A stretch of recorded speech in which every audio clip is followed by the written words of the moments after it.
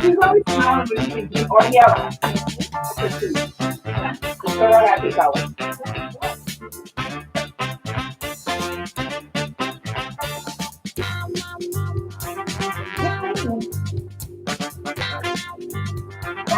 I wanted to keep my else there. I don't know. I did not do the whole flight film.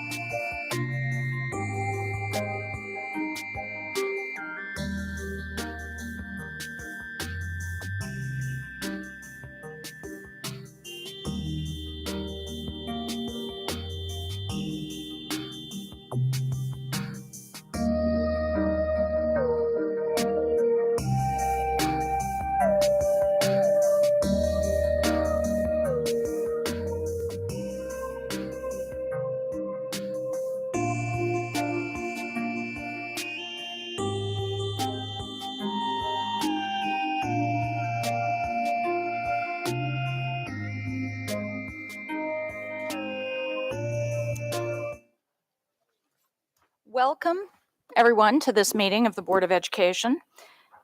This meeting is being televised live on AACPS TV and streamed on AACPS YouTube channel.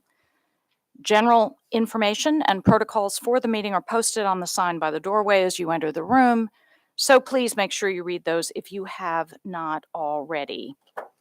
Please pause for the invocation. O God, we pray to administer that which is just in all educational policies.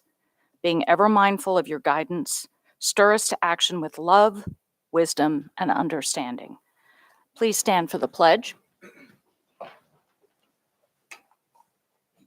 I pledge allegiance to the flag of the United States of America and to the republic for which it stands, one nation, under God, indivisible, with liberty and justice for all.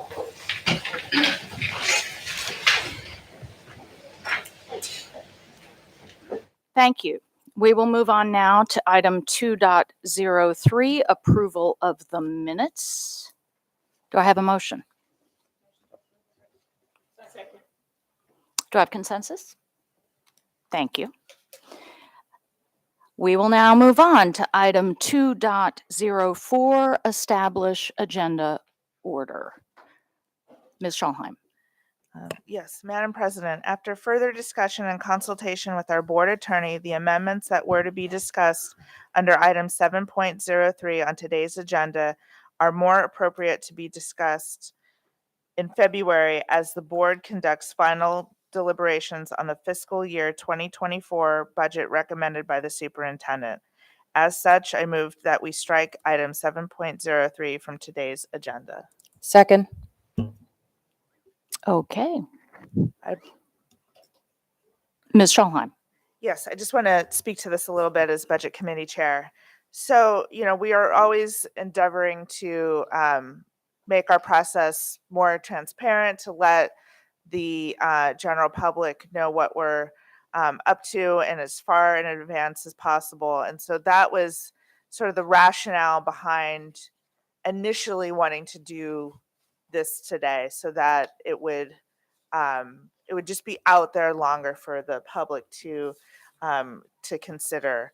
All three of the amendments that were to have been discussed today have been through budget committee, and so whether obviously we're likely not going to be doing this today, but in February they will be presented to the public as amendments that have already been through budget committee with the recommendation of the budget committee as a whole, and will be presented to the public as such and at that time. And so I just wanted to discuss why it was initially on here, but whether it's now or in February, they will be taken up as initially intended with the budget committee's blessing. I should also make note for the general public just to understand that the board or the budget committee does look at the board's office budget in the fall, and so that was the other reason to say, well, if we're already doing this, looking at it line item by line item in the fall, we might as well address members' interests in changing around some things or adding to the budget as a whole that's under the board office. So just wanted to give for those out there and those listening at home some background, and yeah, that's all I have. Thank you. Thank you, Ms. Schalheim. Seeing no other lights, Ms. Money? Ms. Schalheim. Aye. Ms. Dent. Aye. Mr. McGrath. Aye. Mr. Soapworth. Aye. Ms. Frank. Aye. Ms. Ellis. Aye. Ms. Corkadell. Aye. Dr. Tobin. Aye. Motion passes 8-0. Thank you. Motion to adopt as amended? Second. Do I have consensus? Yep. Thank you. All right. Item 2.05, recognitions. I believe we have no recognitions today.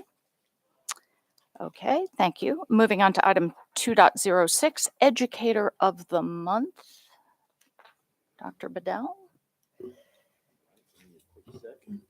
I don't believe, am I correct that the Educator of the Month is not available to be here today? That's what I thought. Okay. I'm sorry. But Item we- 2.06 is Educator of the Month. Yes, Do we have we're going to have a picture of a person? Okay. that's not this one. Yes. This is item 2. All right. So the board will award Educator of the Month to Miss Lydia Teal. Oh, no, wait, Oh, wait a sorry. minute. My apologies. I'm Yeah. confused. Okay. I've messed it up. Okay. Forgive me, everyone. All right. I was making sure. I was like, Dr. Bedell, this is all me. Apologies. I lost lock, as my husband would say. I believe Mr. Silkworth has Educator of the Month. Yeah. I do. Thank you. So, it is certainly my pleasure, ladies and gentlemen. Teacher, Monarch Global Academy, formerly Central Elementary. Our November 2022 Educator of the Month is a trusted leader that always provides reasonable solutions and is a problem solver in group discussions. Lydia Teal always manages to keep learning fun for her students and takes extra steps to include current events into her lessons. She gives brain breaks and has established a classroom that engages her students. Ms. Teal is a member of several committees within the school and is an important member in helping to establish Drama Club. She took the lead in creating a team of other teachers to help cast and run through teaching students their lines for a school play. She's also a talented dancer and has taken aspect of her personal experience to help create engaging school plays. The Drama Club has been a success the last 3 years, and Ms. Teal continues to take the lead on selecting the plays and executing it until performance night. Ms. Teal carries herself with professional demeanor in her classroom and school building. She is looked upon as a leader in both academic and professional expectations. Ms. Teal's classroom is what can be described as a well-oiled machine. She has high expectations for her students, yet takes the time to teach them what they need to reach those expectations.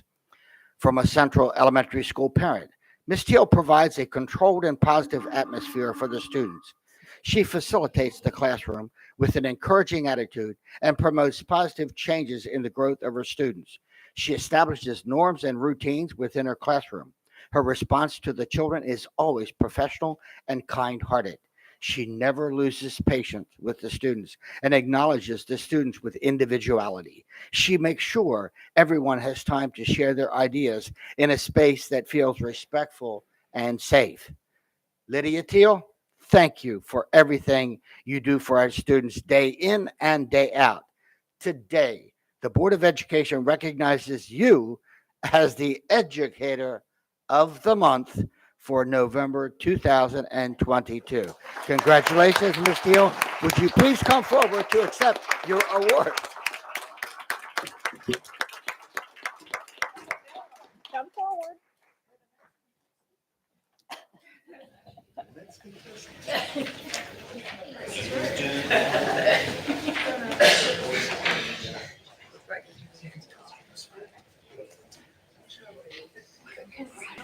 Thank you. I was like, wow, this is quite the training with Dr. Bedell here. I was like, So before, he's going to be taking some pictures as I hold this up, but do you have any comments? Were you surprised? I about- was very surprised. Why did Like you I think said, you were coming? I thought I was coming for a PYP training. And I texted my current principal and said, I think I'm in the wrong room. There's really big wigs here. No, she's not in the wrong room. After what I read, this is a caring individual that I would want my children, my grandchildren to have as a teacher. Thank you. It's my pleasure. Yes, yes, thank you. So I have my current principal, Emily Abel, and my former principal, Mara Loico, and my husband, Greg Teal. Very much. Congratulations. Congratulations. Okay, all right, thank you. Yes, following this, we'll take a brief break for pictures.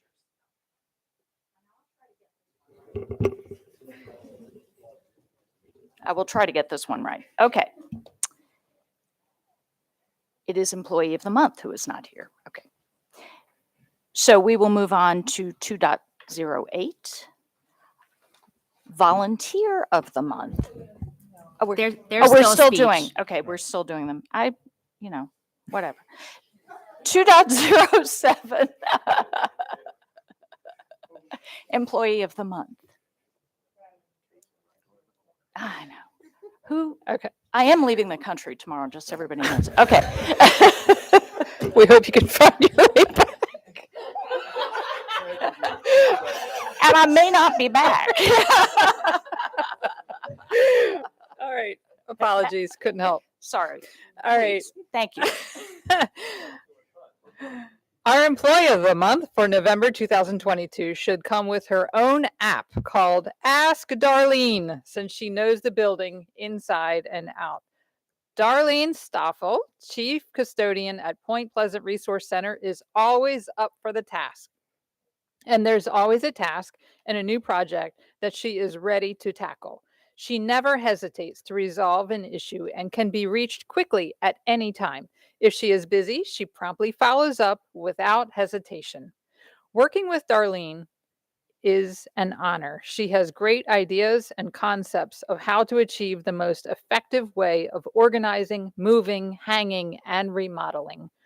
She's the first staff member in the building each day. She keeps the building comfortable, clean, organized, and well stocked with supplies or equipment.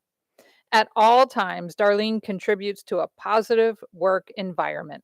She is team-oriented and is often willing to go the extra mile to support staff members, parents, and children, even when shoveling snow at 6 a.m. Darlene greets staff with a big smile each morning and delivers packages throughout the building, including where everything belongs.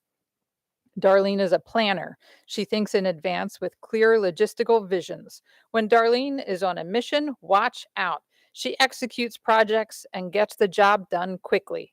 Everyone at Point Pleasant feels very fortunate to have Darlene Stoffel in the position she holds. She is a huge asset.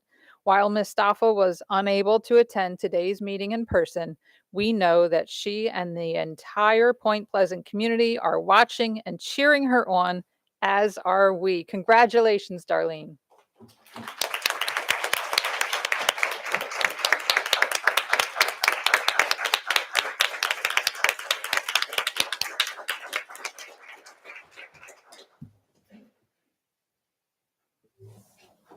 We are sorry she could not be here with us, but congratulations. Item 2.08, Volunteer of the Month. Ms. Corkadell. Thank you, President Tobin. As we know, all knowledge is connected to all other knowledge. The fun is in making the connection. This month's Volunteer of the Month provides real-world connections for hundreds of our students.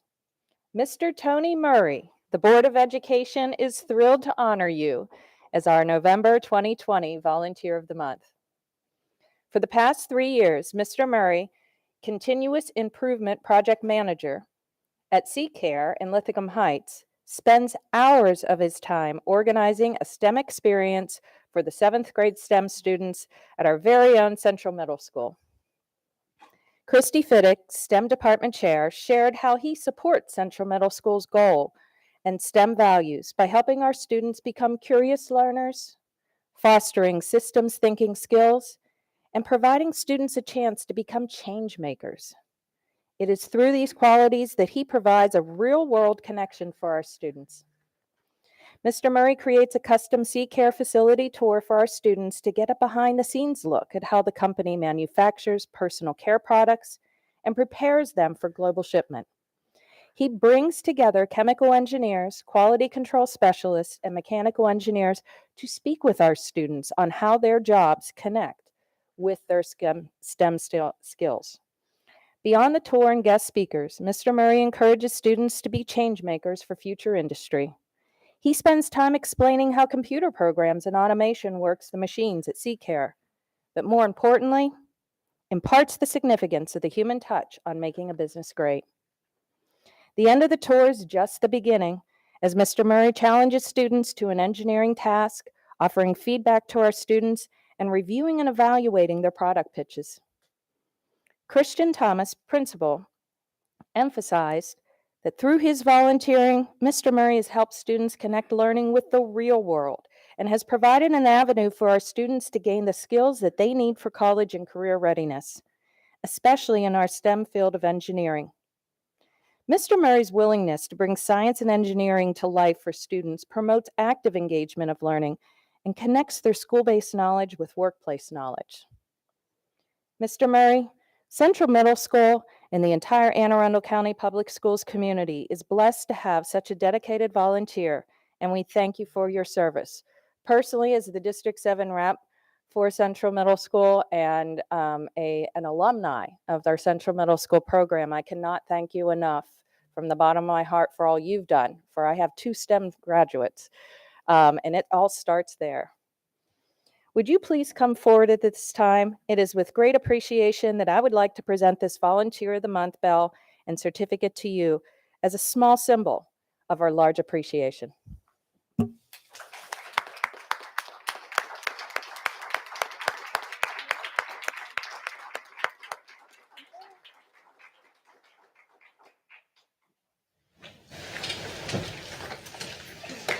Congratulations. Thank you. Thank you very much. It's awesome.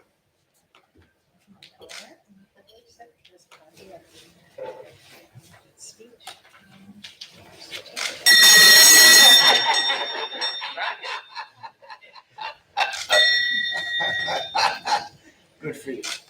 We'll get some additional pictures. All right. Thank you very much. Thank you. Thank you. We will take a brief 5-minute break now to go out front and have pictures taken with folks who have just received these wonderful awards. Thank you.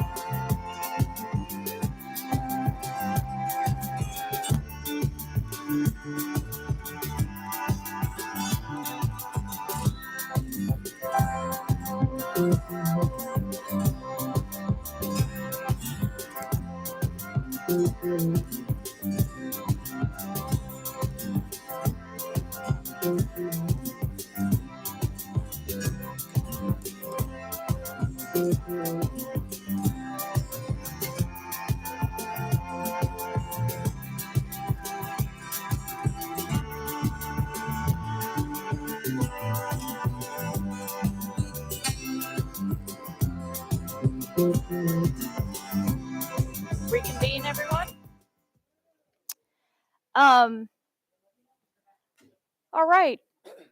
Welcome back, everyone. We're going to move to item 3, public comments. I think Mr. Silkworth is ready for virtual public comment.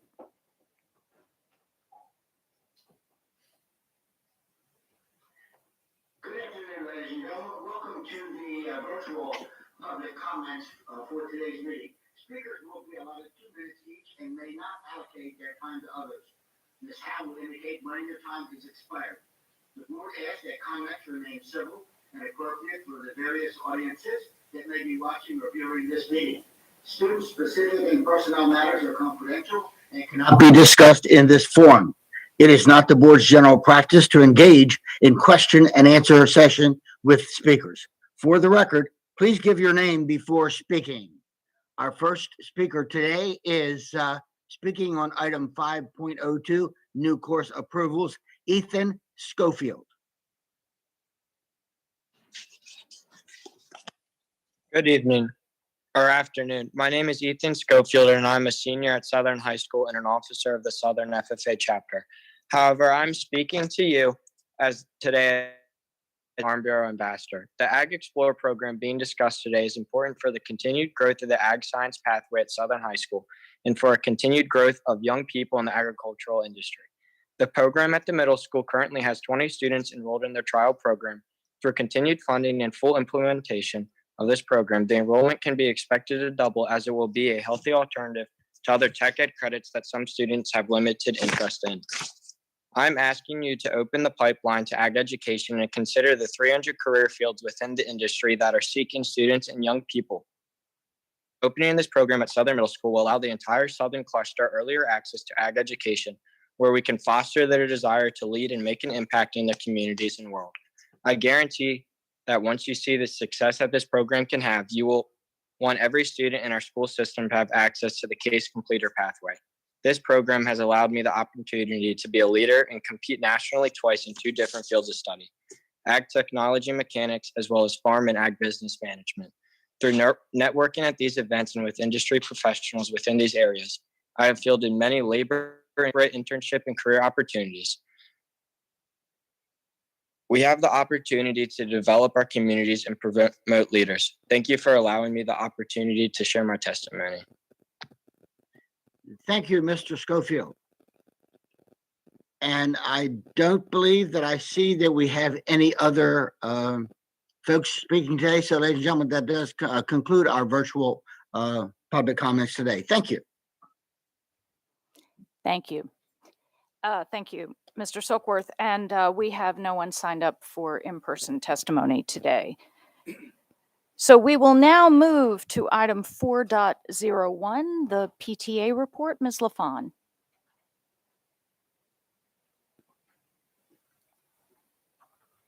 Good afternoon. Unfortunately, Ms. LaFawn is... I'm sorry. She is ill today, and so I'm speaking in her place.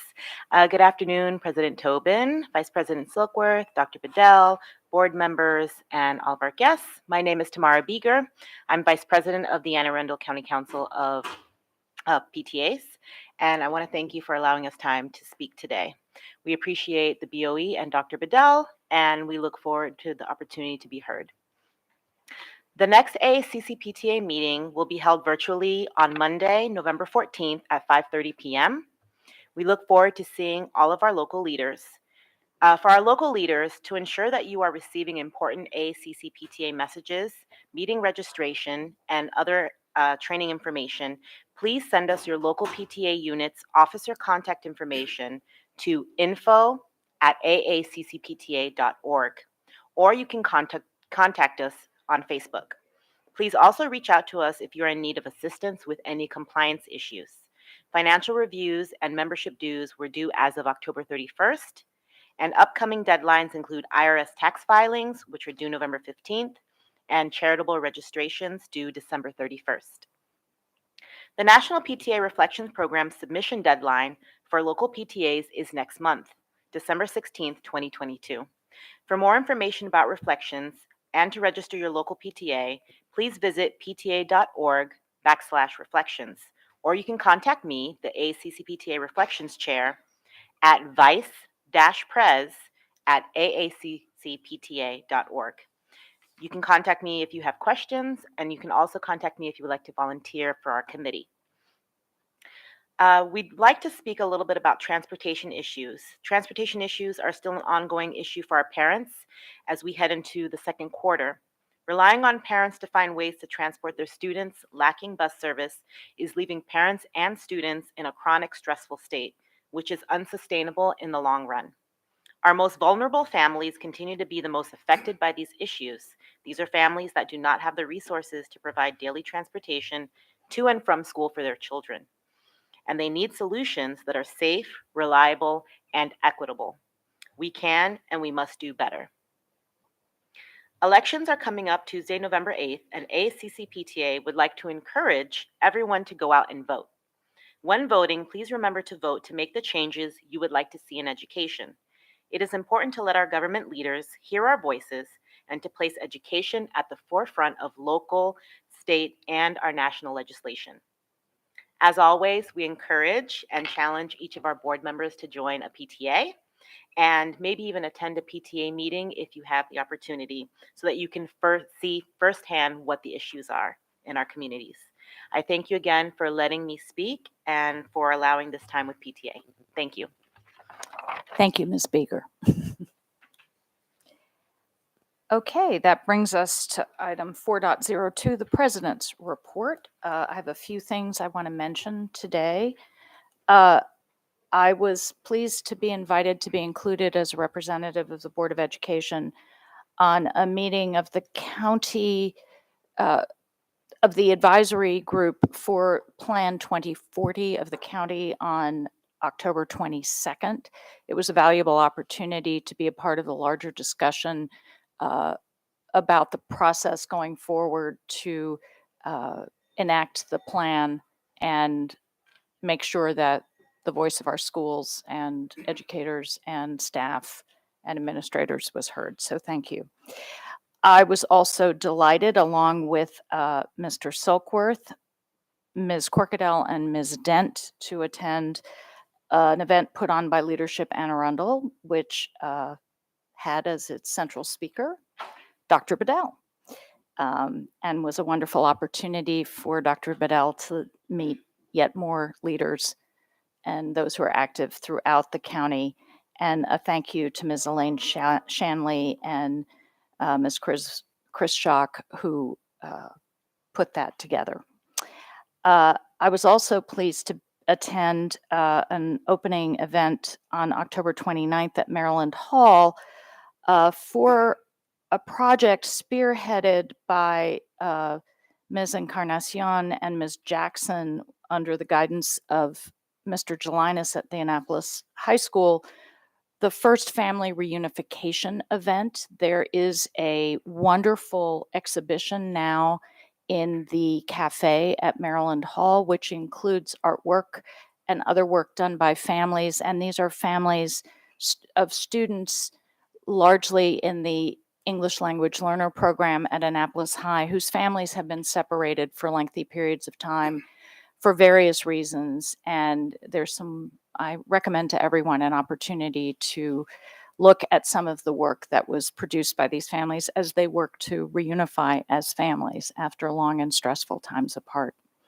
And I thank Mr. Gelinas and the staff at Annapolis High for spearheading this work.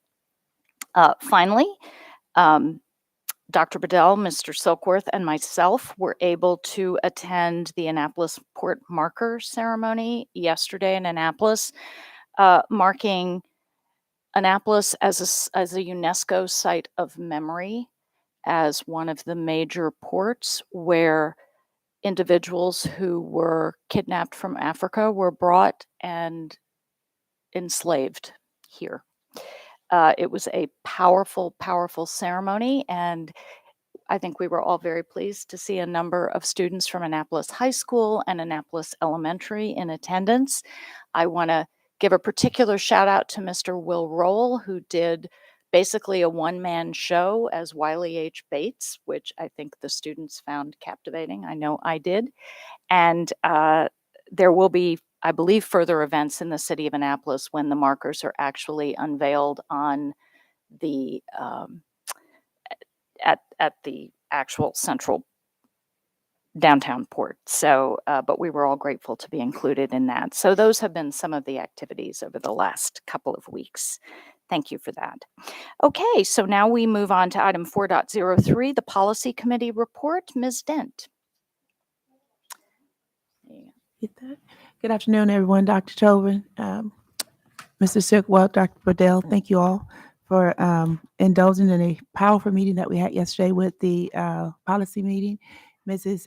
Ortiz, as always, led a very entertaining, I should say, if not least, a meeting. We completed our time yesterday in 47 minutes. I'm always excited when we could be under the 1 hour mark. So thank you, Ms. Ortiz.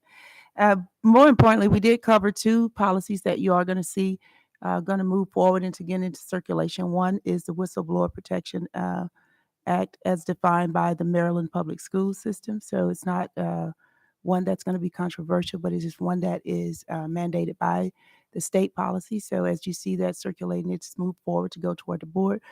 Please provide your comments, as always, in the manner in which is guided by our policy. And the last one was talking about the military service as it pertains to our educators who are also part of our military, which makes me very happy. But one of the things that the policy does do is it allows you that if you do have to serve your country, you will be able to come back in a level that you were previously, and includes all of the promotions that you would have achieved had you not been away serving your country. So that makes me feel really excited. So I was excited to see that one move out of committee into the board. And last but not least, we are getting ready to post the very final agenda for the policy committee that we are going to be looking at for fiscal year 23. So no other changes should be annotated. So as of the first Tuesday meeting in December, we should have everything on the agenda and no one should have any other changes, and you will see what we're going to go through for the end of the year. So subject to that and any other questions, that concludes the policy update. Thank you. Thank you. Thank you, Ms. Dent. Yes, a very efficient meeting. Thank you. Okay, seeing no lights, we will move now to presentations. Item 5.01, the superintendent's update. Dr. Bedell. Thank you, Madam President. We have a slide deck of, here we go. So just, I wanted to give everybody just some updates on what has occurred over the last couple of weeks. As you all know, I was not here for the last board meeting because of surgery, but started working a week after surgery concluded. So there are some things that we were able to knock out, and I want to just update the board and the community on some of these items. First and foremost, I always provide a transportation update. And as I've said to you all, we're going to always operate with honesty and transparency. The number of persistently down routes remain constant.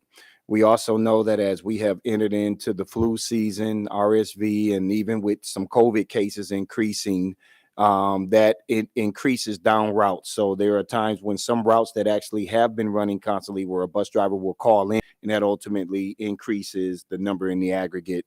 As of today, we have 67 bus driver vacancies. 45 drivers are currently in training.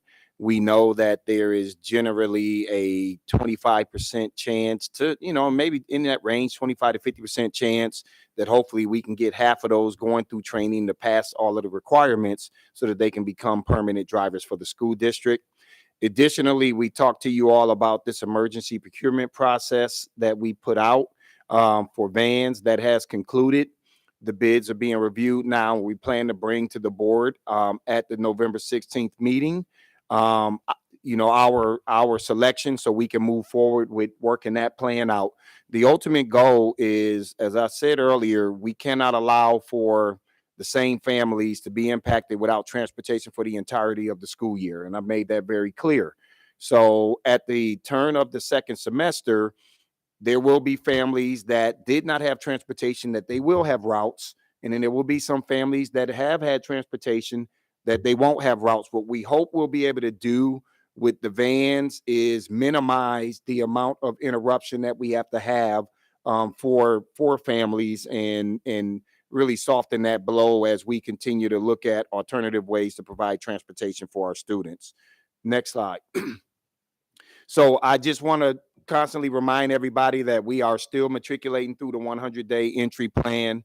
It's important for everybody to just remember that I didn't start until the 8th of August. I also lost some time with the surgery. So this 100-day entry plan is going a little bit longer than it normally would go. Generally, by this time, if I would have started on July 1, there's an update that normally would have been presented to the board about what I have discovered during the first 100 days.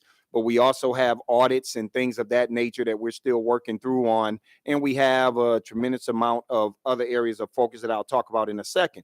Just to remind everybody of the 5 goals.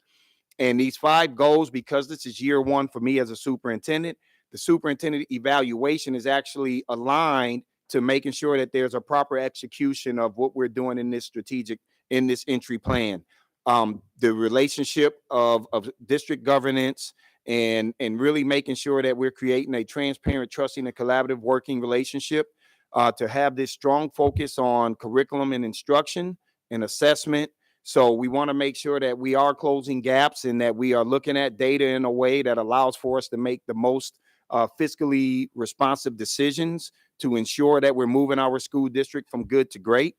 And then looking at how do we provide service from central office? What is our customer service model like here? And how do we provide first class support and service to students, schools, parents, and the AACPS community? And I think a lot of that is just being honest with the community about where we are. Some of it's not good news, but at least people know and they're not blindsided while we work to fix some of these things like transportation. To create a culture of trust through action with AACPS members. So how do we make sure that we are able to do things to retain the faculty and staff members that we have in a highly competitive market right now, where everybody's looking for teachers, everybody's looking for bus drivers, everybody's looking for food service employees? We as a school district have to continue to be very intentional in, 1, how we're able to compensate people, but 2, just how we treat our people through showing appreciation for everybody. Because believe it or not, there's a lot of people in central office right now because of the vacancies that are actually in schools teaching. So they're teaching in schools while they're also assuming their responsibilities here in central office. And there's a lot of people just going above and beyond to make sure that what happens in the schools is a positive experience for our kids. So I just want, to show our appreciation. And I think that's something that you all will see from this board that they've already started to demonstrate, just even with the virtual days that we're going to do in Thanksgiving. And there's some other things coming on the pipeline that I'm not allowed to talk about right now that will show greater appreciation over time for our workforce. And then the last one is establishing trust and confidence from the community at large. So just really building allies in our community and creating potential people or organizations that may have gripes with the school district. How do we turn those people into allies? One of the things that I've learned, you can go to the next slide. One of the things that I've learned in these first 2.5 months or 3 months of doing this work is, while there are a lot of groups out here that have their own agendas, everybody pretty much has one thing in common. They all want for their kids to be able to learn in a barrier-free environment. And it don't matter what your position is on matters. Everybody just wants for their kids to be able to go and they can have a safe learning experience, a bully-free learning experience, and also that they are coming out educated as a result of these parents sending their kids to our schools. So we have to look at the things that we have in common rather than the things that we always are opposing each other against to work together. And with that, I've had a chance to meet with the Coalition for LGBTQ plus students. I've met with Moms for Liberty. I've met with NAACP members, the superintendent's teen advisory. I met with them yesterday. That was phenomenal. And we even had Chester County, Pennsylvania superintendents who came here to learn about what we're doing here in our school district as a part of their professional development. And they had an opportunity to learn what some of the things we're doing. Next slide. So this is where we are at the point where we're getting close to concluding the work that needs to be done in our 100-day plan. So we're getting ready to engage in listening and learning tours that will start on November 28th and will go through January 11th. These meetings generally will start at 6 o'clock and will conclude at 7:30. And what I have asked of our board, working with their constituents, is to let people know, like, I don't start at 5:59 and I don't start at 6:01. I start at 6 o'clock on the dot and we're out at 7:30. And so we want people to know that if they can get there by 6, great. But we will move forward because there are a lot of opportunities for people to hear the vision, mainly for people. I want to introduce people to who I am and what I plan to do as a leader in this school district, working with this community to make it a great school district. We will allow for small group breakouts. And what we want to hear from everybody is, what are the strengths of the school system? What are the areas that we see as in need of improvement or that we just simply need to do away with? What are our future aspirations? What do you want to see happen here in Anne Arundel County? It's open to everyone in the county. They can go to any site, and we'll have 2 sessions conducted in Spanish. But also, we will take all of this data and we will triangulate it. So 15 of these, we will learn what the emerging themes are around the top things that people really like about the district. What are the top 10 things that people say we need to do better with or do away with? And what are the top 10 things that as a community, people are saying, if in order for this school district to be relevant and to do what I believe it needs to do, here are the top 10 things. So we'll have a lot of great information that will help shape the post-entry plan. And then from there, we'll get an RFP out so that we can start the strategic planning process, which will probably start sometime in May, and will take about an 8-month process or so to get our next 5-year strategic plan underway. And in the midst of having this year without a strategic plan, we do have the blueprint requirements that we need to be focusing on in this gap year, because we have to submit our plans to the state in March. And implementation of those things will be our major focus for this upcoming school year while we build our strategic plan. So that is the update, and you can see all of the locations. We have the 2 Spanish sessions that we will have, and then we will conclude on January 11th at Arundel High School. We start on November 28th at Annapolis High School. I look forward to seeing everybody as we get into this part of the 100-day plan. Excellent. Thank you very much, Dr. Bedell. Anything else? Is that it? Oh, I'm sorry. That concludes my report, Madam Okay, President. thank you.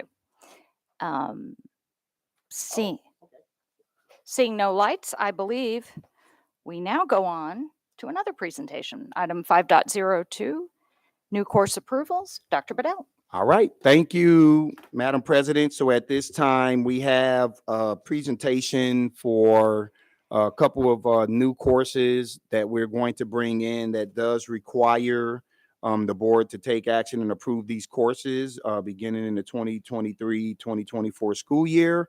And so for that, I will bring up our staff who will present.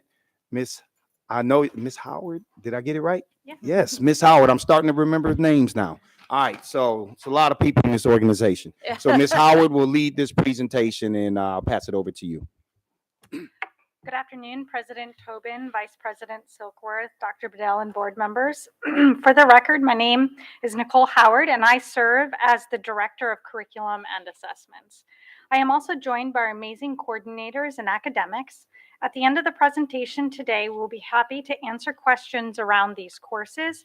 At this time, I will have the team introduce themselves. Good afternoon, Dr. Bedell, Dr. Tobin, members of the board. My name is Ryan Sackett. I'm the coordinator for career and technical education. Good afternoon, I'm Allison Delaney. I'm the coordinator for high school. Good afternoon, I'm Julie Taylor, the coordinator for world languages. Good afternoon, David Kaufman, senior manager for the Apex Arts Magnet program. In accordance with board policy for curriculum, today we will present to you 4 courses for your approval. The main goal of our AACPS strategic plan is to ensure that every student meets or exceeds standards as achievement gaps are eliminated. Courses are designed to provide all AACPS students with rigorous, relevant, and inclusive opportunities that are inclusive and enable them to successfully navigate and positively impact the 21st century global society.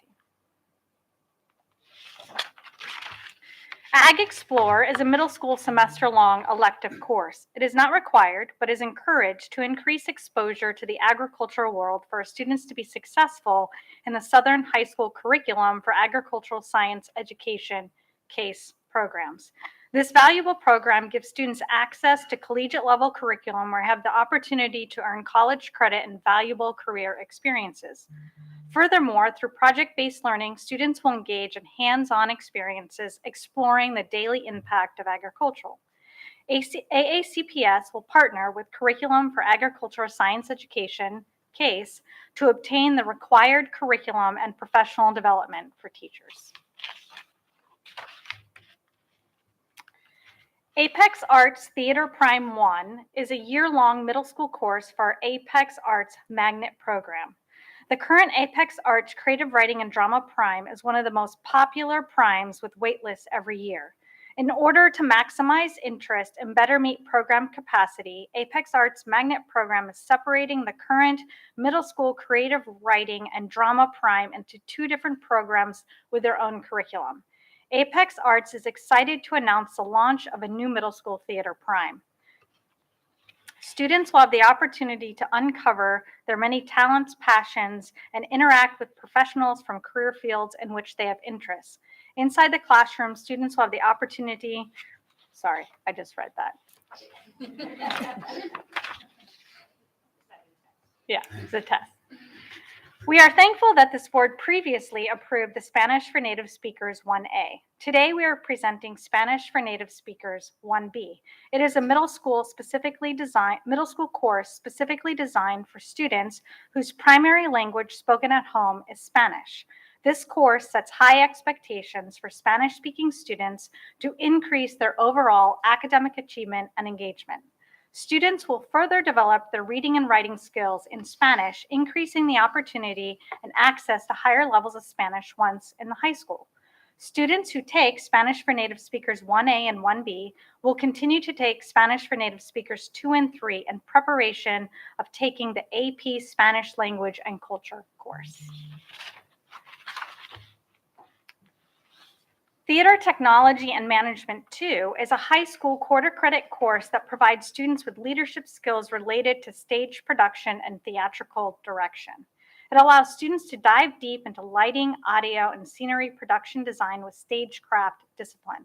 As a passion quarter credit course, Theater Technology and Management 2 will promote hands-on experiences as students apply technology and other STEM skills into the arts through the creation of enhanced audio and visual environments for live stage productions.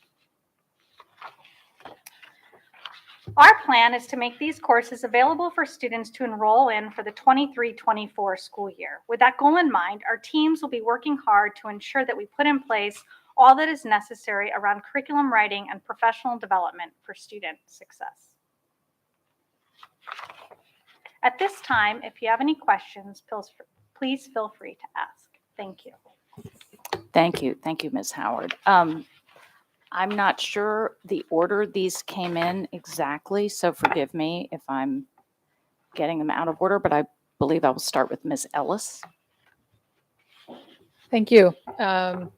Always one of my favorite parts of our board meetings. Love to see the new courses. Just education looks nothing like it did when I was a kid with all these options. It's really great. I have something briefly to say about each and one question. So the agriculture, I have been so impressed with what's been happening down at Southern High School, and this is fantastic. I'm fully in support of the agriculture. Apex Theater, 4-time Apex parent, and I have known many kids to come through the program, and separating out these courses is absolutely the correct thing to do. There's a high demand for the theater, and I've known a lot of theater kids who have perhaps would have been more interested if it was more geared towards that. The theater tech, huge need for that. We put on these amazing high school productions, and these kids give so much of their time to learn this so that they can participate in this way. And for them to have a class to teach them these skills is absolutely amazing. So full support of that. So 2 questions. So will that be available at all high schools? Yes, ma'am. Okay, I thought so, but I couldn't remember what I read. And then I wanted to ask real quick the Spanish for native speakers. So I'm speaking as a parent of high school students who have taken Spanish, and they have had Spanish classes with many native speakers, which I've always found kind of a little bit sad because I almost feel like these kids, well, they're taking this class because it's here and there's no place else to put them. But this is at the middle school level. So I guess two questions. A student coming into our system as a high school student don't have this option. These courses already exist at the high school. Oh, okay. I They wasn't are aware new of to that. the middle So then that leads to my other question. How many have you taken the data to find out how many kids are taking advantage of this over just taking a regular Spanish class? We have about 300 students right now in the Spanish for Native Speakers course 1 and 2. This is the first year to run the Spanish for Native Speaker course 3 it's about 23 students. Currently, there is one middle school, Meade Middle School, that's offering the Spanish for Native Speakers 1. Okay. So that's about 30 students. About I don't know what that means in relation to the number of students who are native speakers. I'm just wondering what we can do to encourage these students in that direction, because I do think there are a lot of them who are sitting in the regular Spanish class. That is our goal. Okay. Yeah. Okay. It's in its infancy stages right now. So that Okay. is our goal, is to Okay. grow this program. Okay, great. Thank you so much. And I believe Dr. Bedell had a comment. Yeah, I just wanted to add on to that. So your questions are spot on, because I do agree with you. I think as we looked at data and we're looking at the population of ELL and Hispanic students, we know since 2012 or so, we have doubled the number of Hispanic and ELL students in this school district. So having these opportunities for kids to matriculate through the Spanish, the native speaker course, and also putting them on that trajectory where we can also get them to take those advanced placement courses and then take those advanced placement exams, that bodes well for us. I don't know if this state does anything with the seal of biliteracy or anything like that, but there are some states that really do focus on seal of biliteracy. And when I was a superintendent in Kansas City, that was one of the things we jumped on right away because we had the highest ELL population in the state, and we became a seal of biliteracy school district. So we got to look at as many ways that we can to leverage the changing population in this school district, and that is the main thing that I've been talking to everybody about. We have to look at what the data is telling us. It's coming to our school district, and how do we stay ahead of it? And this is just another example of that with this course. And Dr. Great question. And Dr. Bedell, we also use the seal of biliteracy here in Anne Arundel County. That's fabulous. Yeah. Great, thank you. Again, I believe this is next. Ms. Corkadell. Thank you. President Tobin, thank you guys so very much. I just want to speak just a couple minutes on the CASE program. And we don't normally do this, but we're talking about a student here, so I'm going to make a personal privilege of exception and thank Ethan Schulfeld for so well expressing, him, and there's many families, part of the Egg family community, that heavily support education. We've got our agricultural commission here in our county has an education committee designed just to help support facilities to make sure that these kids, what we don't provide here, that they are also receiving out in the community. And agriculture occurs outside of South County here in the community. I will tell you, just a few years back, one of the winners of 4-H was from Pasadena, a small farm in Pasadena. So, and we do have urban gardening, a lot of grow it, eat it programs to further enrich. I look at this as another great step in expanding our nationally recognized children. They compete with programs that are at a magnet level as it relates to college credits. And I know we saw a great presentation this spring on it. And so I do look forward to us continuing to build that out. Because if our kids can take first place at a national level and compete with kids who are receiving a lot more in ways of education, I know we have great potential. And unfortunately, we don't have time at the other schools to rally the enough support, which is this never will be able to achieve. I think historically we have presented obstacles that our students and our program supporters could never achieve. And so I see this as a window of opportunity to maybe break down some of those barriers and continue to encourage this. This is how we get our local food. And this is how we support our local kids in such a great way. So thank you on behalf of many. And I do not have any questions. Thank you, Ms. Corkadell. Ms. Shawhan. Yes, this is also one of my most favorite parts of my job. And I just love the courses you all bring to us every single time. They're so well thought through. You meet the needs where they exist, and I'm going to be a proud supporter. Again, as I always am of all of these courses, I just thank you all for your hard work and for your dedication to our students and really growing the opportunities within our schools.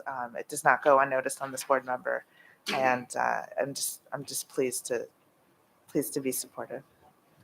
Thank you. Thank you, Mr. Silkworth. Thank you, President Tobin. I also would like to say this is absolutely one of my most favorite parts. It's amazing the courses that have been developed over the past couple of years since I've been on the board. You all are fantastic. You all are awesome. I would respond to one comment about our native speakers in our language classes. As a former language teacher, you have to remember that language involves different skills. It's listening, speaking, reading, writing, culture, and relationships, and a lot of other things.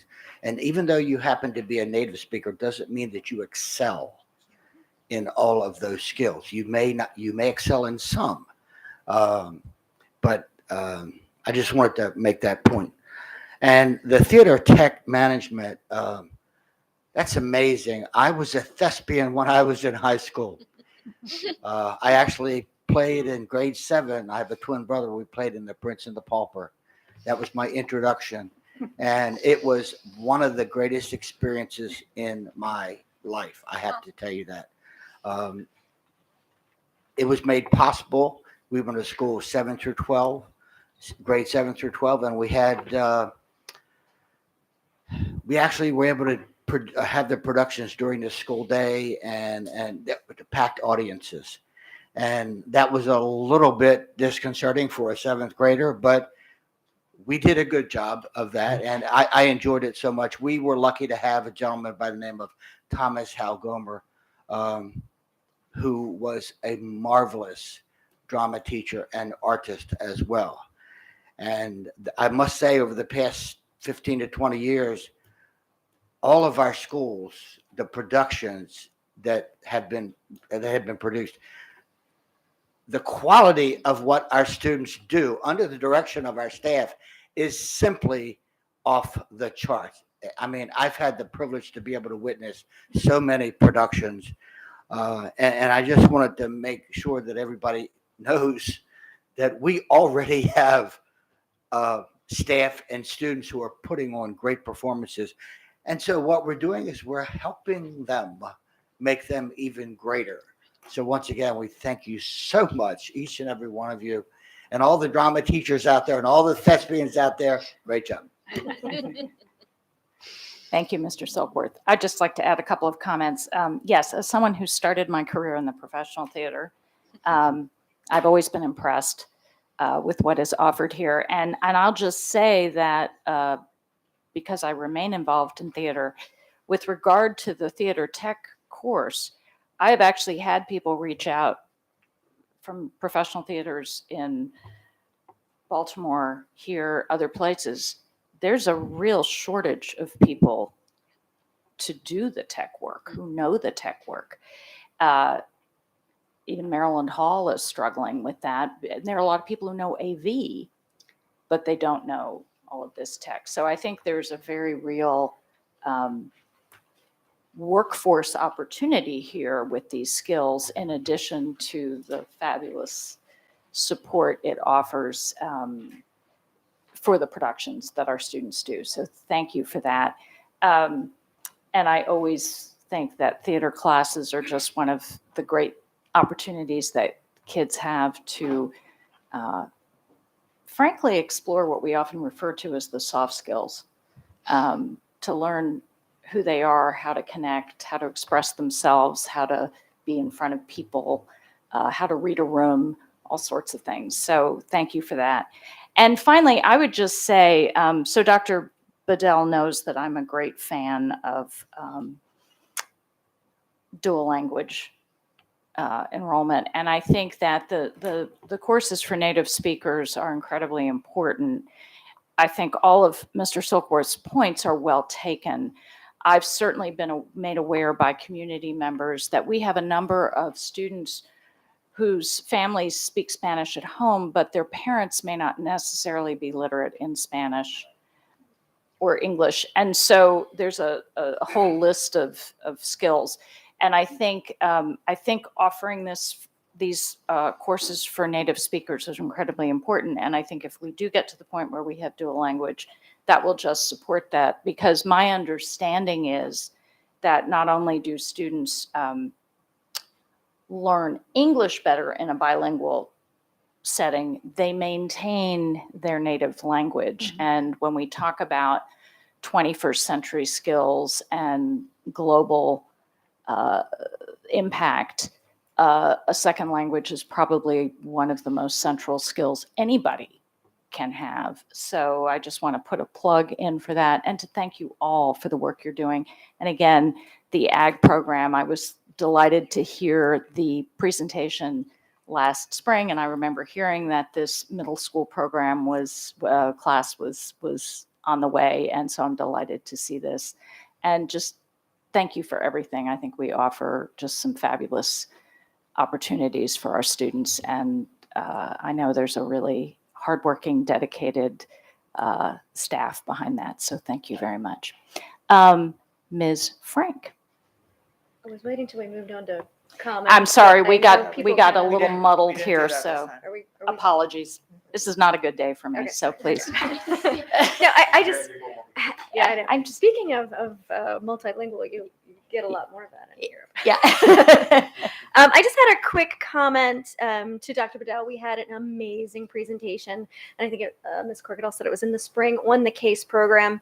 And I just wanted to put on everybody's radar again. At that time, most of the board had interest in expanding that and offering that to different areas of the county. And I would still be very enthusiastic. And I just wanted to bring that up again, that it's a really amazing program. And I would love to see more of that, growing for food and agriculture in more than just Southern. So just to throw back on your radar. Thank you.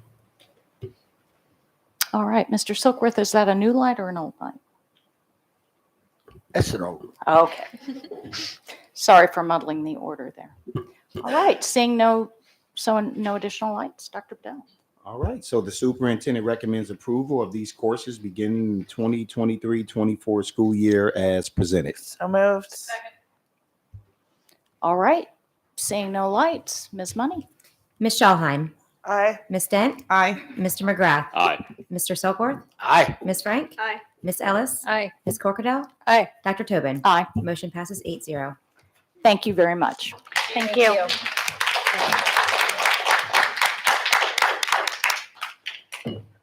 Ooh, an opportunity to bundle. We're moving on to section 6. Yes. Consent items, award of contract. I move that we bundle items 6.01 to 6.05. Second. Do meatballs and rotini, well, I guess they go together. Okay. With a side of class link. Some copy of paper. And printer paper, right. Tasty. Okay, so consent to bundle. All right. Dr. Bedell. So thank you. We'll make this quick. The superintendent recommends that the Board of Education authorize the award of the contract items 6.01 through 6.05. So moved. Seeing no lights, Ms. Money. Ms. Schallheim? Aye. Ms. Dent? Aye. Mr. McGrath? Aye. Mr. Silkworth? Aye. Ms. Frank? Aye. Ms. Ellis? Aye. Ms. Corkadell? Aye. Dr. Tobin? Aye. Motion passes 8-0. Thank you. Boy, that made me hungry. I That know. last one, right? And I was eating the food earlier on in the year when I was visiting school, so I can't wait to try this. I was wondering if we'd have student testimony, saying no rotini. I don't know. Okay. Yeah, no, that's true. That's true. Item 7, action items. Item 7.01, administrative personnel appointments. Dr. Bedell. Thank you, Madam President. The superintendent recommends that the personnel listed on the attached sheet be promoted and/or appointed as discussed in executive close. So moved. So moved. Second. Seeing no lights, Ms. Money. Ms. Schallheim? Aye. Ms. Dent? Aye. Mr. McGrath? Aye. Mr. Silkworth? Aye. Ms. Frank? Aye. Ms. Ellis? Aye. Ms. Corkadell? Aye. Dr. Tobin? Aye. Motion passes 8-0. Thank you. Item 7.02, personnel. Dr. Bedell. Thank you. The superintendent recommends that the board approve the actions as stipulated on the attached sheets. Thank you. So moved. Second. Seeing no lights, Ms. Money. Ms. Schallheim? Aye. Ms. Dent? Aye. Mr. McGrath? Aye. Mr. Silkworth? Aye. Ms. Frank? Aye. Ms. Ellis? Aye. Ms. Corkadell? Aye. Dr. Tobin? Aye. Motion passes 8-0. Thank you. Item 7.04, Chesapeake Science Point Public Charter Elementary School schematic design. Dr. Bedell. Thank you, Madam President. The superintendent recommends approval of the Chesapeake Science Point Public Charter Elementary School schematic design and design development. Okay. Do I hear? So moved. Second. All right. Seeing no lights, Ms. Money. Ms. Schallheim? Aye. Ms. Dent? Aye. Mr. McGrath? Aye. Mr. Silkworth? Aye. Ms. Frank? Aye. Ms. Ellis? Aye. Ms. Corkadell? Dr. Tobin? Aye. Motion passes 8-0. Thank you. Moving on to policy revisions, third reading. Item 7.05, ethics and conflicts of interest code BAF. Dr. Bedell. Oh, hi. We thank you for coming today, and Miss Jeanette Ortiz will present this item to you all, and then I will then read my recommendation after that. So policy BAF is before the board on third reading. As you may recall, it has been amended to align with recent changes in state law and state regulations. And also we just provided some clarifying language regarding process for submitting a complaint and also a respondent's rights to certain information regarding a complaint. Okay. I see no lights, Dr. Bedell. All right. So as you can see, there's the timeline, and at this time, we are moving forward with adoption. The superintendent recommends approval of policy BAF, subject to final correction for style and format. So moved. Second. Okay, I see no lights. Ms. Money. Ms. Schallheim? Aye. Ms. Dent? Aye. Mr. McGrath? Aye. Mr. Silkworth? Aye. Ms. Frank? Aye. Ms. Ellis? Aye. Ms. Corkadell? Aye. Dr. Tobin? Aye. Motion passes 8-0. Thank you. Policy revisions, second reading. Item 7.06, non-discrimination code AC. Yes, and I don't know that I introduced myself, but Jeanette Ortiz, Legislative and Policy Counsel. So this is policy AC, non-discrimination, before you on second reading. Again, this policy is being amended to align with recent changes in state law. Our policy was already in really good shape, but we did need to add some very specific language regarding refusing to enroll a student and the prohibition of retaliatory actions in accordance with the new state law.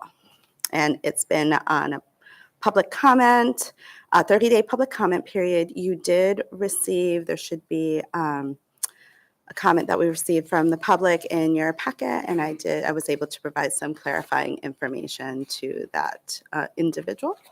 And then it will be on, this policy will be on third reading at the November 16th meeting. And I'm happy to answer any questions. Thank you. All right. I see no lights. Dr. Bedell. Oh, I'm sorry. Apologies. Second reading. Okay. Concludes That concludes that. that item. Thank you. Thank you.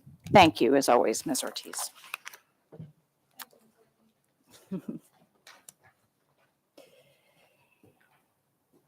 That takes us to item 8, review items 8.01, award of contracts. I don't think we don't have any ag contracts? Okay. Yeah, you should have. But it's just a review, so if anybody has questions.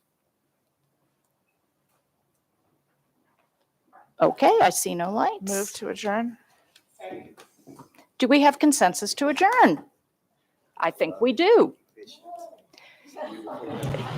Good afternoon, everyone, and thank you.